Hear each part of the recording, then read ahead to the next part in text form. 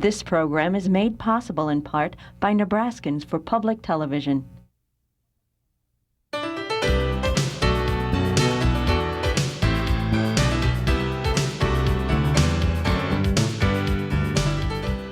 Consider this, a news and information program recorded on the campus of the University of Nebraska at Omaha. From the Fireside Lounge in the Milo Bales Student Center, here is your host, Carol Schrader. Hello and welcome back to UNO and the Milo Bales Student Center. You know, it was too many years ago on this campus that I was a student, and during that time, a landmark thing happened at the university. The Black Studies Department was begun. It has flourished, and this year it has a new head. And he is but one of our guests today, and I'll introduce our guest first and then tell you what all we're going to talk about, primarily Malcolm X, born in Omaha, and the festival that's going on here at UNO. I am proud to welcome the new head of the Black Studies Department at UNO, a nationally known scholar, poet, essayist, and founding editor and publisher of The Black Scholar, Dr. Robert Chrisman. He joins us as chair this year. He has been around University of California, Berkeley, was there for 3 years, and he comes from a literature background. That's correct. That's your primary scholarly endeavor, but he is so much more. And I am joined by a couple of other guests that are from around the country attending the Malcolm X Festival and speaking and spreading the knowledge. Also with us today is Ernest Allen Jr. He's a professor and associate chairman of the W.E.B. Du Bois Department of Afro-American Studies at Amherst, Massachusetts, at the University of Massachusetts there. Now, is it one of the few doctoral programs? Yes, it's one of, I think, 4 this year. Just a handful. Right, just a handful. In Black Studies or the equivalent. Right. Also joining us today is Dr. Abdul Kalimat. He is professor of Africana Studies and Sociology and director of Africana Studies at the University of Toledo, and that is Toledo, Ohio. You haven't come over from Spain recently. That's right. Okay, just wanted to check on that. All of you have tremendous backgrounds that I would have to go on and on about, so I'm just going to cut that short and let you demonstrate your expertise. I do want to talk first, though, about the Malcolm X Festival that is going on. And by the time you folks see this, it may be over, but it is significant that it is happening. And I might say, kind of finally, that this fine university and the fine city that Malcolm was born in has his own festival. Well, yeah. To my knowledge, this is the first Malcolm X Festival of its kind, sponsored by our university. And when I came here, I felt that it would be essential to get to some of the essential roots of Omaha. And since Malcolm was born here, his family were working class people. He came from North Omaha. It seemed like a very appropriate symbol for not only Omaha, but also for the quest of our department to establish outreach, to establish community contact, and contact within ourselves in the university. Because as we're seeing in this festival, Malcolm is a huge load of tradition, of memory, of information, of politics, of spiritual vision. So it's been a very rich experience so far. Yeah, we'll talk more about that and the rich experience of Malcolm X and what he's left as his legacy. But professors always want students to summarize, so I'm turning the tables and asking Professor Kalimat to give us, and there are those that aren't really familiar, other than we know he was born in Omaha and that he was a civil rights leader and he had some very strong views. But could you kind of start with Omaha and kind of move through it and give us I always say the Cliff's Notes, since Cliff's Notes were born in Lincoln, Nebraska. Well, I think it's very important to have some summary knowledge of a complex phenomena like a whole person's life, even though we risk oversimplification. He was born in Omaha and lived most of his early life in small Midwestern cities. Born to a 2-family household, strong relations between brothers and sisters and so on, until his father was assassinated, his mother had a breakdown and was subsequently institutionalized, and the family was broken. And his he- father was involved in civil rights, which His father was a member Likely of led- the UNIA and a follower of Marcus Garvey, as was his mother. His father was a minister and an active speaker, a militant. And when Malcolm then left the Midwest and moved with his half-sister to Ella to Boston, a new stage of his life began. In some sense, if you read his autobiography, you see different names. He was Malcolm Little. When he moved to the East Coast, he was living in large northern cities, East Coast cities, very complex and large populations. And he was known there by many names, but one of which was characteristic of Detroit Red. He was on the East Coast, he was from Detroit, and so Detroit Red. At the same time, Chicago Red was a bartender, that was Red Fox. So there were these names that were very much a part of the sort of local political culture of the African American community. And while on the East Coast in these large northern cities, he took to the street. As a matter of fact, one can say he did exactly the opposite of what his parents stood for, in the sense that they were strong race people, they were strong moral people, and they believed that one should lead a life that was exemplary for young people. Malcolm did exactly the opposite. He went well, to the he street. had some major disappointments and things Sure. happen in his He life. became a criminal. He became everything that America would reject and yet at the same time harbors. So that you had this interesting phenomenon. But then it's precisely during the period when he was at his lowest. I mean, here's a man who's arrested, goes to prison, and the prisoners nickname him Satan. This is Okay, we got serious. Houston, we have a problem. Yeah. So it's in that context that you get this reversal. And it's the reversal that occurs. Partly it's the fall from Malcolm Little to Detroit Red. And then it's the reversal, and he's reborn as a new person, as a new convert to Islam, as a new member of the Nation of Islam, as a person who gets back on track, as it were, and begins to follow what becomes then a substitute for his father, from his father, Earl Little, to now Elijah Muhammad in the Nation of Islam, and becomes, as often is the case with converts, becomes a real true believer, a born-again person. And it's in that context that he emerges out of the prison environment, out of the inner city ghetto, and really becomes a beacon, a point of reference from the late 50s into the 60s of black nationalism, of urban critical discourse, particularly in Harlem, but also the two cities that feature very prominently are Cleveland and Detroit. These are proletarian cities, much like Omaha. These are cities with radical traditions in the trade union movement, in the upsurges and spontaneous struggles of the underclasses, 1960s. whatever they may What be. became that, but this is a proletarian core. These are the people who were sharecroppers, who moved to the cities, moved in the factories, joined unions, and became militant. They were the basis for Franklin Delano Roosevelt's transformation of the Democratic Party. They were the basis of the CIO emerging, so that you had a whole new relationship between workers in the plants and activities in the community.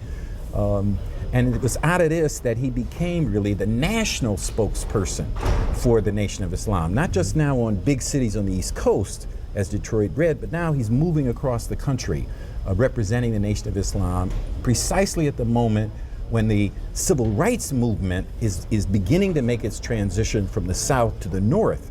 And as it makes that transition, Malcolm emerges as a stronger voice because he represents the youth and the people who are in those northern contexts. It's at that point that his connection to the people and to the people's movement runs into conflict with the dogmatic, sectarian, inward-looking stance of the Nation of Islam.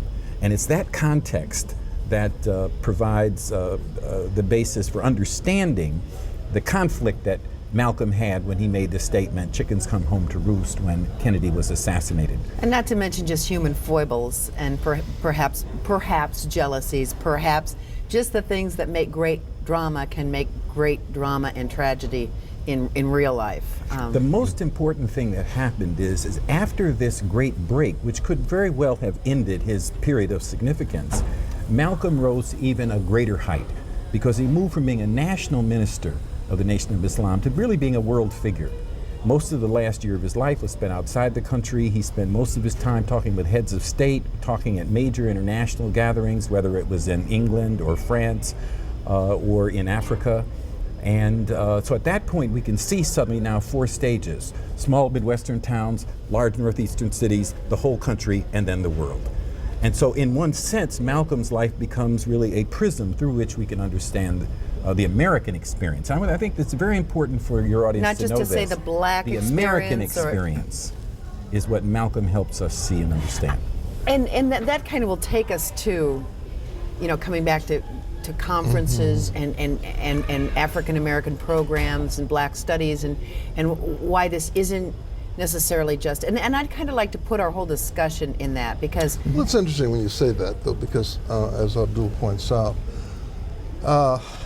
Malcolm was so fundamentally American in the form that his life took, which is the person of humble origins, who with hard work and fortitude and tremendous energy improves himself and rises to greatness. This is the story of Benjamin Franklin, believe it or not. It's the story of Mark Twain. Someone like Mary McLeod Bethune, it's her story. And we love those stories in theory, just as a one of the prototype. virtues of Black studies is to rearrange the prism so we can say, wow, yeah, Malcolm did that too, or vice versa. Well, I think that's one of the reasons for his extreme popularity. It certainly is not only African Americans who are reading the autobiography of Malcolm X, but it's stayed in print continuously since the time of its first appearance, and that continues up to today. So it's a very, very popular book. Now, let me just, the prism that I looked through, or did as I was growing up. I was a white girl in Omaha, Nebraska, and I watched the news, and I watched, 60 Minutes when Malcolm was on it and everything. And I was, at that age where I was inquiring and interested and all that. But he was different to me as a white woman viewing it in Omaha, Nebraska, than Martin Luther King. And there are similarities, yet there's a dichotomy when you look at, you can't put them in one thing because they're two distinctly different people. Absolutely. And I think a lot of America doesn't quite know, hasn't really followed Malcolm. They know where to put Martin. They know about him. They learned about him as they were growing up. He was more, the media was maybe more even friendly to him because he was more into the more peaceful end. Where do we, who are not that familiar, put Malcolm? Well, I'll just start a little bit on it. The thing with Martin is that he was canonical. He was the 3rd generation Baptist preacher. He had full and excellent college educations. He was ordained. He was nonviolent. He was law-abiding. So we could say, sure. But what Malcolm offers you is something quite different. Because Malcolm was always oppositional. He was strident, he was oppositional. Well, he wasn't strident always. I mean, he was intense. But his whole posture was to take that, hey, let's turn that thing around. Now, does that make sense to a black person and a white person who's thinking? And there's a brutal honesty there. I think that's operating, where he doesn't pull any punches at all, which of course makes him a little less, a little more frightening. Maybe less palatable. Yes, to a little someone less that's palatable, because if you don't want to hear that, I mean, we all operate, I think, and every country operates with a certain of its kind of founding myths, and the idea of democracy as being a place of freedom and so forth and so on. But of course, at the same time that's happening, there is a very, very, very important underbelly. There's an underside of democracy historically. As a matter of fact, one could make the argument that the existence of freedom for many white Americans, in fact, was predicated on the existence of slavery for black people at the very same time. Now, that's the part that in general Americans don't want to talk about. Debacle in the discussion about the Declaration of Independence and the Constitution, you can see that there was a very great political little battle. Absolutely. Or for that matter, that black slavery became the replacement for white indentured labor. Right. Sure. See, I don't think America has caught up with Malcolm yet. I think the point you're making is well taken. And I'd just like to point out 2 points. First, I think we all are clear that we are now, that is the American people, beginning to understand a little bit more about Islam. This has been a quiet... I think that's why there's a lot of interest right point. now in Malcolm. Now people are beginning to say, oh, there's Islam. There are different kinds of Islam. People have different interpretations of Islam. There are movements. They're countries. What's the difference between national culture and Islam? Islam in Egypt versus Islam in another country and so on. Well, this was Islam in the U.S. And so Islam in the African American tradition is a very specific, has specific history, has specific characteristics. So that's one thing. Mm-hmm. Malcolm was Islamic.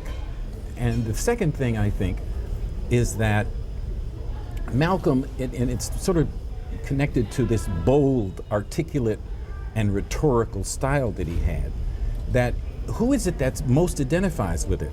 It's the hip-hop musicians who have taken Malcolm and continued to use Malcolm. America isn't ready for them. So if America isn't ready for them, well, I we got know teenagers, and I'm trying to be ready, but I know exactly what you're saying. In other words, what I'm trying to say is the music of the time often ends up in an elevator, and it's Muzak. Malcolm hasn't become Muzak yet. He is still cutting edge, he's still fresh. No matter the movies, no matter the documentaries, people have tried to bury him many times. But you know, it's sort of like King said, truth crushed to the ground will rise again. Malcolm's voice continues to be heard, and continues to be heard in a challenging way. Well, at what point do you think that, and maybe it's not relevant to you, I'm just kind of curious because there are parts of my life that are foggy. I was either working so hard or doing something and I can't remember things by years. At what point do you think Malcolm became, was it Spike Lee's movie, was it the U.S. Postal Stamp, where the nation said, as a whole, said, yes, Malcolm is part of our modern history, or has it not happened? Both of those things were reacting to something. I agree, and we tend to be reactive. What people have to realize is that Malcolm has always been alive in the African American community. The mainstream, in quotes, of American society hasn't always acknowledged that this memory and this representation and rituals associated with Malcolm have been going on consistently since 1960. And I'm just wondering if there was a time when the rest of mainstream America began to say, we either accept him as part of this whole era that brought some really important things forward, or at least we're interested in looking into accepting him, I think or where are we? One element in that is that with from about 1980 on, as the climate of the society chills toward people of color, we also begin to realize, hey, Malcolm was saying it. And I think that's one way that he gets into the voices of these young rap musicians who are kids growing up in the 80s. Now, I know Professor Allen has done substantial research on the rap lyrics and Islam and so on in it. Now see, this is all new to me. I mean, I know of rap lyrics. I've even purchased rap CDs. she said to show something, I don't know what.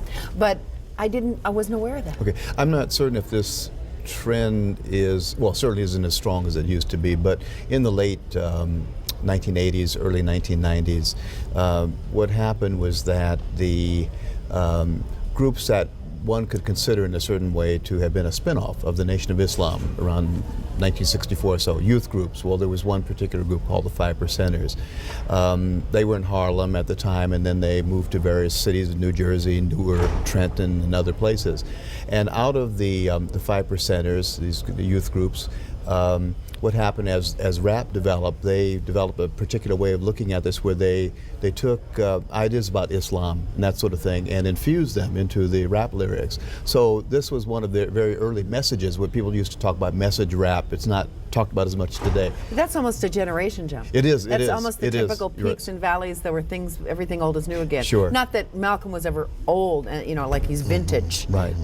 Okay, so what's but this is one of the ways in which he kept alive in how the youth resurrected him, and then the movie comes along. Of course, Alex Haley before, and then his autobiography. Sure. So there have been things to keep him in mainstream. Well, but look at it. I see. It's more like a ping pong game. It's where's in whose court is it? See, when it's in the court of insurgent cultural forms inside the African American community where this memory has been, it takes one form. When it goes into the mainstream, it takes another form. Let me just give you an example of that. In the rap music, Malcolm is identified with, by any means necessary, revolution. In Spike Lee's movie, the word revolution is mentioned as the credits are coming up at the very end of the film when Arrested Development does its tune Revolution. And the main figure Ironic, you see at Arrested the end Development, of the end of that movie is Dr. Huxtable. So, you get sort of a different point of view with Spike Lee's movie. And there was some criticism that it was a little watered down or a little whatever to be more palatable. It's a Hollywood movie. Yeah, okay. And then the next is the stamp, which is, it seems to me, the postal system in this country isn't exactly on solid ground, and so they're trying to sell stamps. Well, yeah. I understand that. That's a commercial thing. They're quasi-business. Okay, so, but over here what you have is a holding on of a tradition of resistance that gets fed by the consistent replication of racist acts and of intolerance toward the just demands and future of the African American community. So here is Malcolm as warrior, and here is Malcolm as someone who can be homogenized, commodified, and used to consolidate often many of the things that he stood against. So we have a struggle, the dialogue between Malcolm as hero, as warrior, as future, versus Malcolm as cash drawer, as tool to use to keep things working Okay. as they Point currently out, are. Bill, because the attempt to, picking up on what you're saying, it's almost as though they're an attempt to cast an icon of Malcolm in the way that Dr. King has become a popular icon. Well, that's because we're a marketing society. Sure. We Yeah. tend to cast icons. Dr. King, I Have a Dream, and The Face. But I'd like to That's make the a icon. distinction between the icon that people hold dear to themselves. For example, in Christian countries, particularly like Latin countries, there are certain symbols that become cultural symbols that you hold on to, and they have a deeper meaning in the culture, even though you can go buy something. But then there's the trinket. See, in other words, yes, I think they're trying to trinkify or commodify That's a new Malcolm, one. as opposed to the kind of icon that is really a shorthand for deeply held cultural values. And complex Yes, which are very cultural important values. because we all need shortcuts. I mean, I can't carry around the whole library of stuff I believe in, but I can carry around some slogans and some And concepts. quotes and things that will hopefully trigger a fuller. Exactly. And that gets us to the study of Martin, Malcolm, other great black leaders, and their context with the rest of this country, or their part of the country, this entire country, the world, and academia. And I always did have a feeling, although I knew people in black studies here, but that it was separate. It was off into its own world. Naturally, there were a lot of blacks in black studies, but I know in my mind, in my heart, that it's much greater than that. Who wants to go into that one? Well, one of the things is, I don't know if this probably hasn't happened on all campuses, but I know it at University of Massachusetts Amherst, comparing, say, the initial years of black studies, we were looking at 1972, 1973, where something like 99% of the clientele, if you will, of the black studies program were going to be black students. Today, we're probably talking about more like 75% of the students being white students, Latinos, Asians of various persuasion, Cambodians, Vietnamese, and so forth and so on. But a lot of this, of course, is due to the demographics of Massachusetts and the low number of African Americans in the state compared to others. But it's really an interesting dynamic. In other words, when those students take the class and they learn to say about Malcolm X or other aspects of African American history, the way in which we try to teach it, yes, we do teach it on the one hand as something that African Americans can look at as being their own, but we teach it is a part of American history. In other words, And it is contextual. Yes, you're right. There's a context there that you cannot understand what's going on in, say, black communities unless you understand what's happening in America as a whole. And equally important, you can't understand what's happening in America as a whole unless you understand what's happening in these black communities. One of the other things that's happening, in addition to providing this education for whomever wishes to partake and drink from the fountain of information and knowledge, is that you are also acting, and as is in the Martin Luther King, or getting my M's mixed up, the Malcolm X Festival, a conduit to younger people, and you're working with the junior high and the senior high level here about how to research black studies issues and things. Well, I think that's very important, and I felt very lucky that I was able to get both Ernie and Abdul out, because both of them have real excellence in the computerization of black studies and the reformulation of paradigms into the electronic format, which most of us are still bound into the print and the page, but they're out there in cyberspace. They're out there, and they're out there in cyberspace. Getting the stuff to the students. You know, It's a lot of there's an work. interest. You talk about paradigms. One of the interesting paradigms is that many communities are behind in providing good schools with good equipment for socially economic deprived. They could be black, and in one community they could be Latino, but your expertise and interest is moving ahead on this superhighway to put this word out, to make this stuff available, and that's a very conduit they need for not just their internal interest of where they are in relation to America or whatever, but also in terms of life and moving ahead. Absolutely. So I mean, these are two things at a really good time. Plays I a think. dual role, and of course, you know, many people pay a lot of attention to the technical side of, say, for example, equipping themselves with and getting skills and that sort of thing, learning how to use the internet, master the computer, and so forth. But then we'll forget about the content, and that's. I think we're working very much together in that particular regard to make sure that you have good, solid content. In fact, that, you know, and in the long run, that's what's going to attract. Every teenager could learn that lesson, and adults too, about using this wonderful tool to become more discerning. Not Well, just one of the things I find so fascinating about these two scholars is that they create their own CD-ROMs and they create their own lessons. You know, Abdul's presentation today built on the stages of great revolutions in production. And Ernie tomorrow is going to do a workup on a CD-ROM of a study guide to the autobiography of Malcolm X for our students. Well, that is, I'm sure these kids are just inspired. I know they are, and they're very fortunate. Final question, though, and only you can answer that. Oh. Will there be a second annual Malcolm X Festival at the University of Nebraska? I think there will be.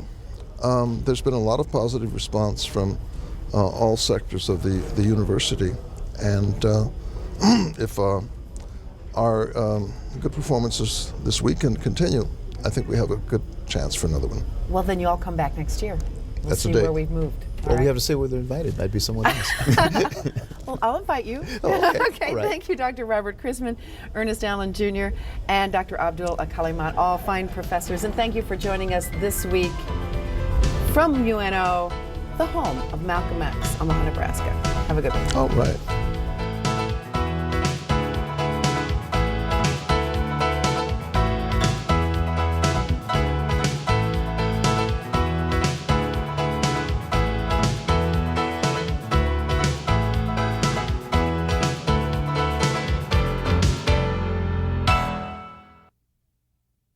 This program is made possible in part by Nebraskans for Public Television.